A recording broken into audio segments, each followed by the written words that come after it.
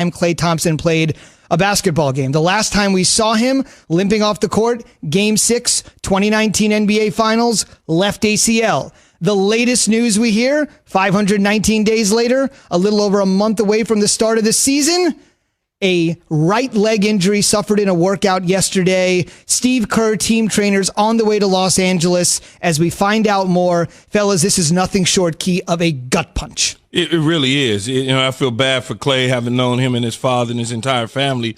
It's just one of those tough situations. A guy has been sitting on the sideline for 17 months just waiting to clamor to get back to December 22nd when the start of the NBA season starts back up to taking the floor.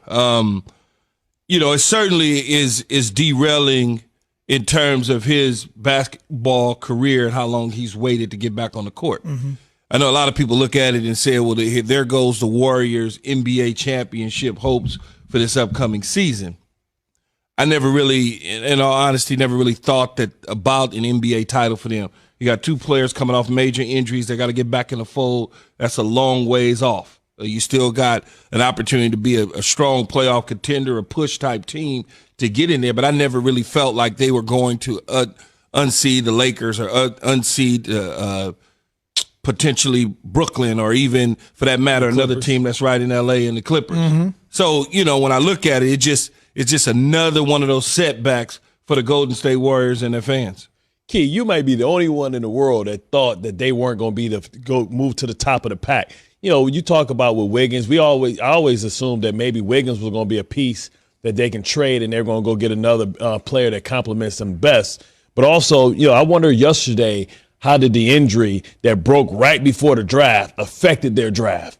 Because I thought that maybe, that pick in Wiggins would have been on the move for like another Bradley Beal or another superstar to come in.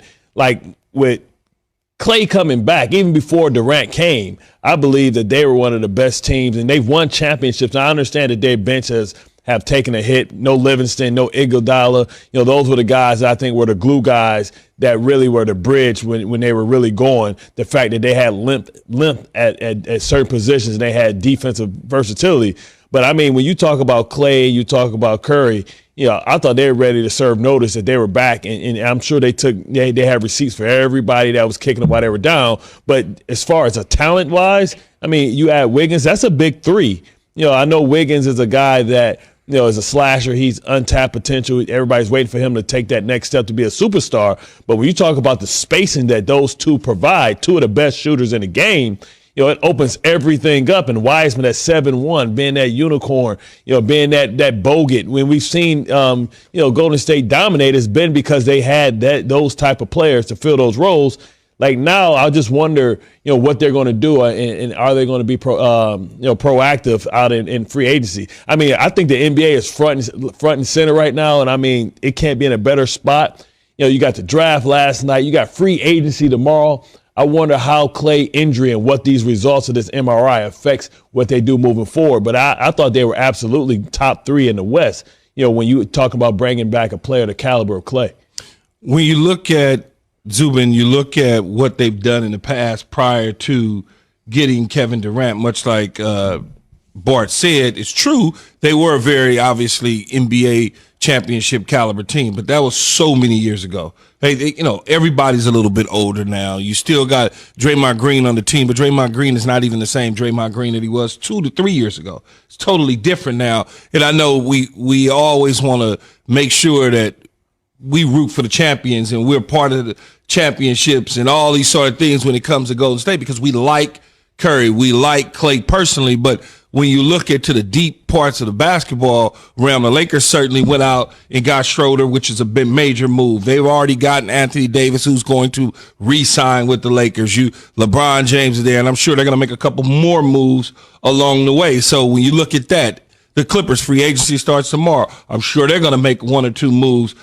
Everybody else within the conference. Houston's not done yet, whatever that is. So as you start to just look at things unfold, this is why I say I never really felt as though they were getting ready to challenge those teams at the top to come out of the West to play somebody out of the East. A few things here just to quickly mention before we get a little perspective from Brian Windhorst, which is really interesting. Number one, Bob Myers, the team's GM, said, look, there was an additional stress on me last night. There's no way I can't say that. I was really thinking about Clay while thinking about the draft. League-wide response was immediate. LeBron tweeting, praying a lot. Klay Thompson is cool like it's super minor. We'll hope that is indeed the case. Draymond Green, prayers up for my brother. And then James Wiseman, who became the latest member of the Warriors just a couple hours after the news, essentially saying, as soon as I saw the news, it was kind of down for me emotionally, but as a team, we've got to get his back no matter what, and he's going to be in great recovery. Going on to say, all praise be to Clay, my teammate. He's going to be just fine. Now, the one thing Key mentioned is the NBA season is starting December 22nd. There were some people that thought it might start in January, could even maybe start around Martin Luther King Day. Some people were saying it could start in March because that would have fans a better chance to get there if a vaccine is approved, tour in the pipeline. But with it being starting on December 22nd, just 71 days from an offseason after Key's Lakers hoisted the championship to opening night, truncated, Key's favorite word, truncated offseason. We're going to start earlier than expected. Brian Windhorst is saying maybe Clay had an expedited recovery and it might have cost him a little bit. Klay Thompson has been in Los Angeles ramping up, trying to get ready for the start of the season. You know, he did have a lot of time with recovering from that left ACL, but he hadn't gotten much court time, and he didn't play full out when the Warriors had their training camp in the fall. And so here we have all of a sudden the beginning of the season about a month sooner than everybody was expecting. So Klay Thompson has been down in LA, from what I understand, for over a week, running in these games with other NBA players, and suffers an injury today.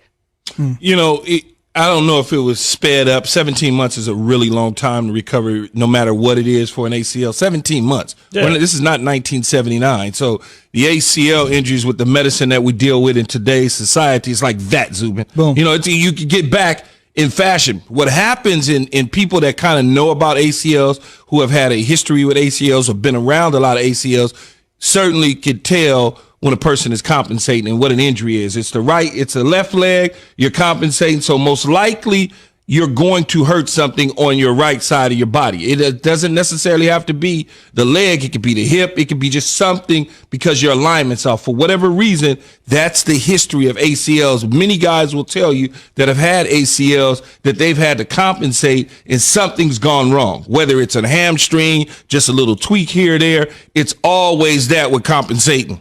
Yeah, it knocks off the balance, right? You know, I had reconstructive surgery on my big toe, so now I have tendonitis in my right. I had reconstructive surgery on my right toe. Mm-hmm. I have tendonitis on my left leg because it changes the gait, and you don't realize that it changes the way you do things. That's why it's important that you make sure that your body's in alignment. Everybody that's an athlete understands that you know what happens is it changes the way your body fires, your hamstring don't fire all of a sudden, and you have to be careful. You know, this is to me, until we get the results from the MRI. You know, I think we just hold our breath, but I wonder what that does when they get that information as far as how aggressive they're going to be. I know we have Bobby Marks on a little later, and I would love to talk to him and figure out, because I never believed that Wiggins was a long-term solution there. I thought that was a contract that they did so that they can move and package maybe Wiseman and Wiggins together to get a third big three, because that's usually how Golden State went, you know, fourth about building their teams. And I wonder how this affects those future plans and how aggressive they're going to be in free agency starting tomorrow. We will see. That is the big question. Again, you mentioned Bobby Marks. He will join us on the Shell Pennzoil Performance Line coming up in just 20 minutes from now. And of course, we are presented by Progressive Insurance. So this morning, based on the Clay news, we're asking you on the Dr. Pepper Twitter feed, simply put, what are the Warriors if the Dubs don't have Clay? Are they a top 3 seed? That seems to be Bart's answer. Are they 4 to 8? He seems to think they're there, but maybe not all the way there. Or do they entirely miss the playoffs? We want to hear from you on the Dr. Pepper Twitter feed, ESPN Nation, presented by Dr. Pepper. It's official. College football's back, and so is your favorite Dr. Pepper-loving college football town.